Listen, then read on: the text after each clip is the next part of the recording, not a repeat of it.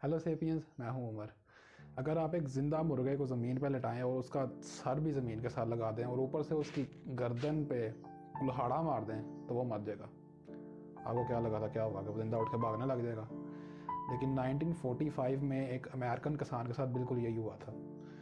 उस किसान का नाम था लॉयड ओल्सन। उसने कुछ अपने खाने के लिए मुर्गे पाले हुए थे, तो एक दिन उसने यही किया। उसे भूख लगी थी, उसने उस मुर्गे का सर लैदा किया और वो मुर्गा मरा ही नहीं। और वो मुर्गा बगैर अपने सर के 18 महीने तक ज़िंदा रहा था जी। लेकिन सवाल ये नहीं है कि वो बगैर सर के ज़िंदा कैसे रहा था, मैं उसका जवाब भी दूंगा। लेकिन पहले सवाल ये है कि एक अंडे के अंदर चूज़ा कहाँ से आ जाता है?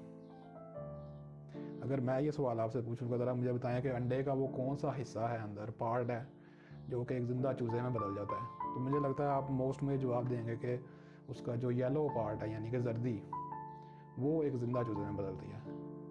अगर आपका ये जवाब है तो ये गलत है। अब कुछ लोग सोच रहे होंगे शायद उसका वाइट पार्ट बदलता होगा, तो ये भी गलत है।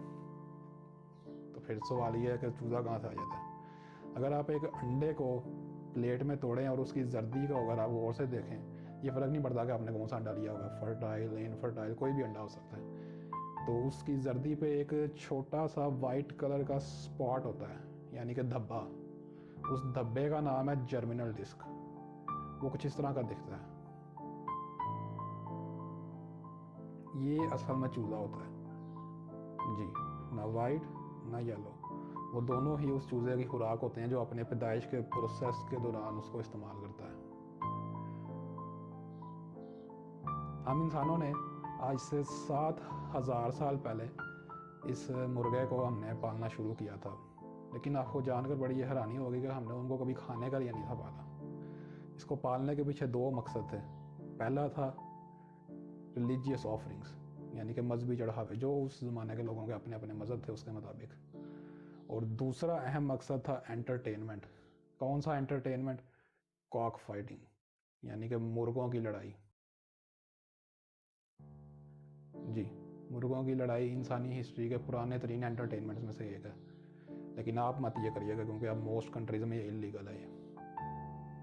फिर हम इंसानों ने आज से तकरीबन 2300 साल पहले इसको खाने का फ़ैसला किया था।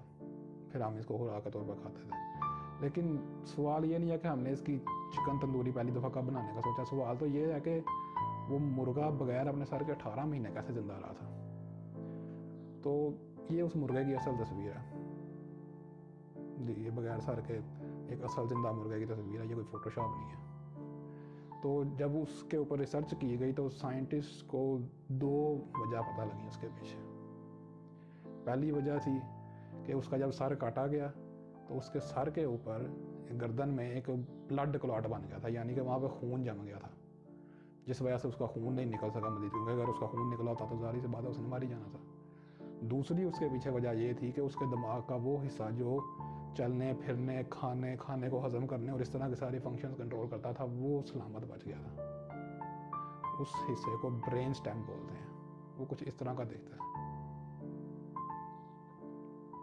तो ये दो वजह थी उसके पीछे कि वो 18 महीने तक बगैर अपने सर के जिंदा रहा था। और उसका जो मालिक था वो उसको खाना ड्रॉपर के अंदर दूध और पानी मिक्स करके उसकी गर्दन में डालता था।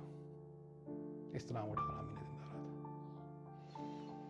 पाकिस्तान में हर साल 18 अरब अंडे प्रोड्यूस किए जाते हैं खाने के लिए, जबकि इंडिया में 103 अरब अंडे प्रोड्यूस किए जाते हैं यानी कि 103 बिलियन। तो मैं अपनी इस वीडियो का एंड एक सवाल के ऊपर करूँगा जो मैं आपके लिए छोड़ के जा रहा हूँ। मुझे कमेंट सेक्शन में ज़रूर बताइएगा इसका जवाब। सवाल ये है कि इस दुनिया में पहले क्या आया, मुर्गी के अंडा?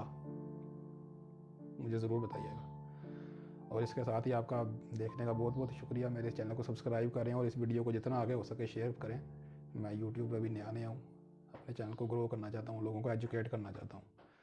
तो सब्सक्राइब करिएगा, अपना ख्याल रखिएगा और शुक्रिया आपका बहुत बहुत देखने का।